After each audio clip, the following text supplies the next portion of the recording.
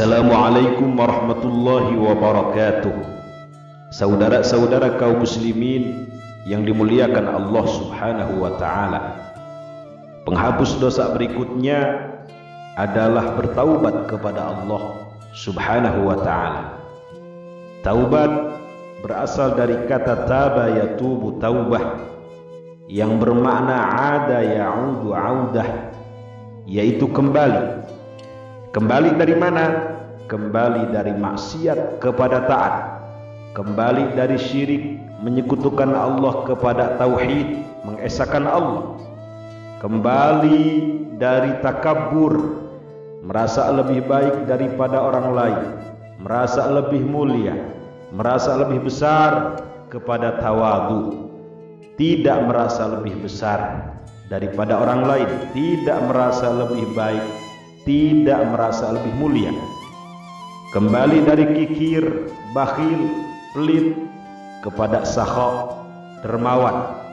Kembali yang tadinya tidak pernah sholat kepada sholat, tidak pernah zakat kepada zakat, tidak pernah membaca Al-Quran kepada membaca Al-Quran. Kembali dari yang hobinya menggunjing, ghibah, gosip, kepada muhasabah, introspeksi diri. Dari yang tadinya tidak mau belajar kepada belajar. Taubat adalah kembali dari segala sesuatu yang tidak selaras dengan kebaikan dan manfaat kepada segala sesuatu yang selaras dengan kebaikan dan manfaat. Al-Imam Al-Qushairi di dalam karyanya Ar-Risalah mengatakan, "Fattaubah awwalu manzilin min manazilis salikin." Taubat itu merupakan terminal pertama bagi orang-orang yang menempuh jalan kepada Allah Subhanahu wa ta'ala, bagi orang-orang yang menempuh perjalanan menuju ma'rifatullah. Al-Imam Abu Hamid Al-Ghazali dalam karyanya Ihya Ulumuddin mengatakan, taubat merupakan titik awal perjalanan para salik, modal utama orang-orang yang beruntung, tanda awal pengangkatan dan pemilihan orang-orang yang mendekatkan diri. Juga bagi ayah kita Nabiullah Adam alaihi salatu wassalam dan seluruh nabi lainnya alaihi mussalatu wassalam, begitu pantas bagi anak-anak keturunannya meneladani ayah dan leluhurnya. Tidaklah aneh bila manusia melakukan dosa dan kesalahan, sebab itu karakternya, tabiatnya. Kita mengenalnya dengan sifat turunan. Anak yang mirip dengan ayahnya tidaklah salah. Hanya saja jika sang ayah melakukan pembenahan setelah berbuat salah, memakmurkan setelah meruntuhkan, hendaklah sang anak juga meniru kedua sisi ada dan tiadanya. Nabiullah Adam alaihi salatu wassalam memberi contoh penyesalan. Beliau menyesali kesalahan yang telah lalu. Maka siapa saja yang menjadikan Nabiullah Adam alaihi salatu wassalam sebagai teladan dalam berbuat dosa tanpa tobat, maka ia telah keliru. Murni melakukan kebaikan saja adalah tabiat malaikat yang mendekatkan diri kepada Allah Subhanahu wa ta'ala, dan murni melakukan keburukan saja tanpa usaha untuk menghancurkan keburukan tersebut merupakan watak setan. Adapun segera kembali kepada kebaikan setelah terjatuh dalam keburukan adalah keharusan bagi manusia. Keburukan adalah salah satu unsur yang ada dalam asal-usul manusia bersamaan dengan unsur-unsur kebaikan. Manusia hanya bisa lepas dari keburukan melalui salah satu dari dua api, yaitu api penyesalan dan api neraka jahanam. Pembakaran dengan api diperlukan untuk memurnikan inti manusia dari keburukan-keburukan setan. Oleh karena itu, kata beliau, silahkan Anda memilih api yang mana sebelum Anda tidak bisa lagi menentukan pilihan dan digiring ke salah satu tempat paksaan, yaitu surga atau neraka.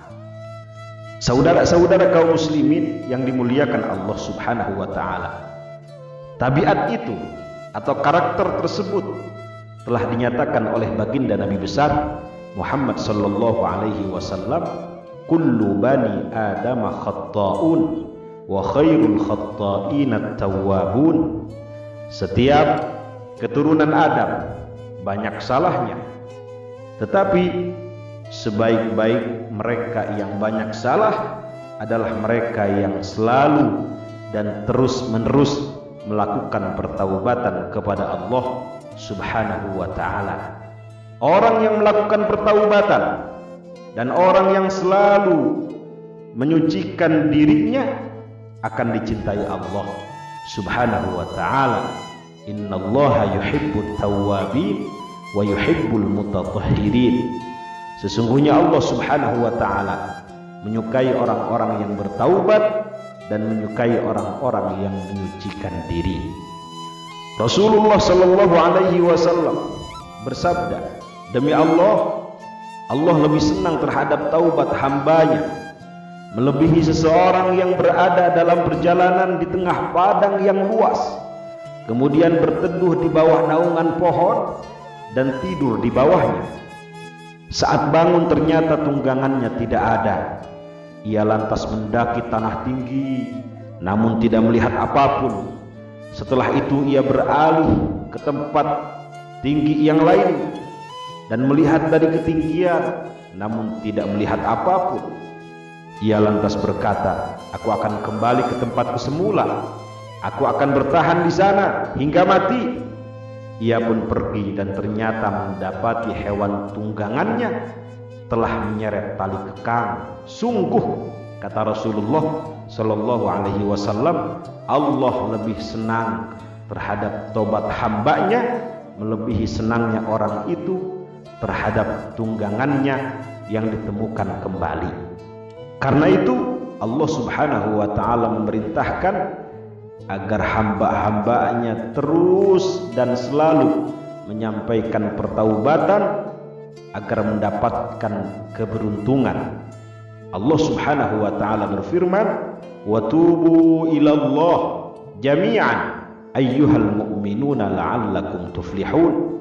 Dan bertobatlah kalian semua kepada Allah Subhanahu wa ta'ala, wahai orang-orang yang beriman, agar kalian beruntung. Al-Imam Asy-Syinkiti mengatakan, ayat tersebut secara lahir menunjukkan makna lil wujub, suatu kewajiban. Karena itu setiap mukallaf yang berbuat maksiat diwajibkan bertaubat, dan taubatnya ini dilakukan dengan segera, lil faur, tanpa ditunda-tunda. Menunda taubat dilarang keras oleh ajaran Islam, meskipun akhirnya sama-sama mengharuskan bertaubat. Siapa saja yang tidak bertaubat, maka ia termasuk orang-orang yang zalim. Allah Subhanahu wa ta'ala berfirman, wa man lam yatub faulaika humul zalimun. Dan siapa saja yang tidak melakukan taubat, maka mereka termasuk golongan orang-orang yang zalim. Rasulullah sallallahu alaihi wasallam sendiri selalu menyampaikan permohonan ampun, bertaubat kepada Allah Subhanahu wa ta'ala setiap harinya lebih dari 70 kali. Dalam riwayat lain 100 kali. Padahal jaminan ampun telah beliau dapatkan, baik yang telah lalu, ma taqaddam, maupun yang akan datang, wa ma yata'akhkhar. Tetapi beliau lakukan permohonan tersebut untuk memberi contoh kepada umatnya agar tidak putus asa dari maksiat. Selain tentu yang dilakukan beliau merupakan bentuk syukur dan pengabdian total kepada Allah Subhanahu wa ta'ala. Maka bagaimana dengan kita yang banyak dosa ini, yang setiap hari melakukan maksiat, baik disengaja maupun tidak disengaja. Karena itu wajib hukumnya bagi kita sebagai manusia yang banyak salahnya, yang banyak dosanya, untuk selalu dan terus-menerus melakukan pertaubatan kepada Allah Subhanahu wa ta'ala. Al-Imam Ibnu Qudamah dalam karyanya Minhaj Al-Qasidin mengatakan, tobat harus dilakukan secara terus-menerus, sebab manusia tidak terbebas dari kesalahan. Kalaupun ia terbebas dari kesalahan fisik misalnya, belum tentu ia terbebas dari hasrat dosa dengan hatinya. Kalaupun ia terbebas dari hasrat dosa dengan hatinya, belum tentu ia terbebas dari bisikan setan yang menyusupkan perasaannya untuk tidak mengingat Allah Subhanahu wa ta'ala.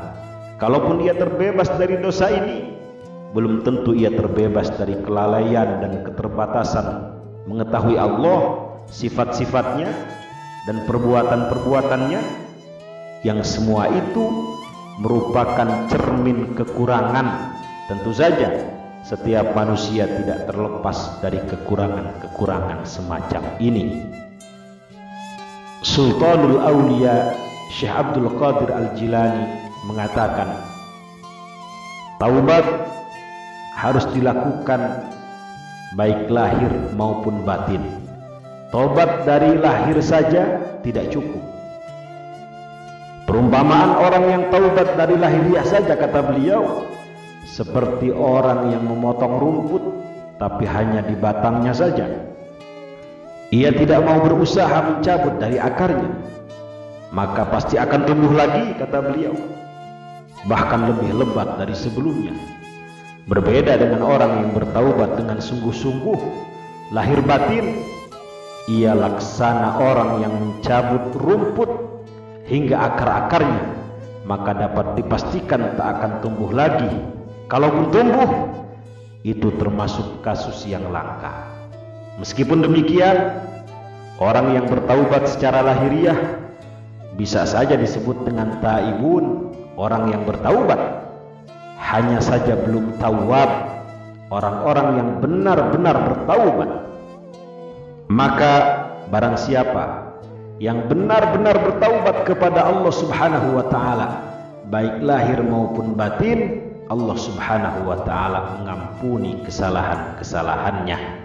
Faman taba min ba'di zulmihi wa aslaha fa innallaha yatubu alaih innallaha ghafurur rahim.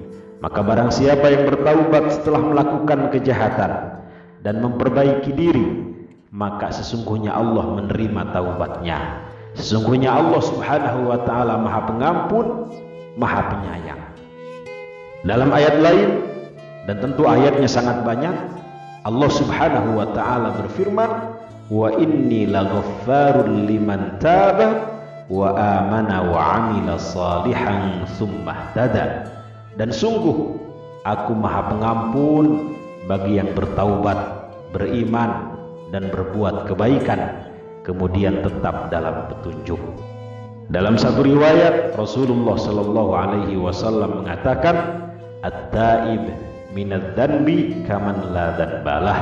Orang yang bertaubat dari dosa laksana orang yang tidak punya dosa. Mudah-mudahan ada manfaatnya. Kurang lebihnya mohon maaf. Assalamualaikum warahmatullahi wabarakatuh.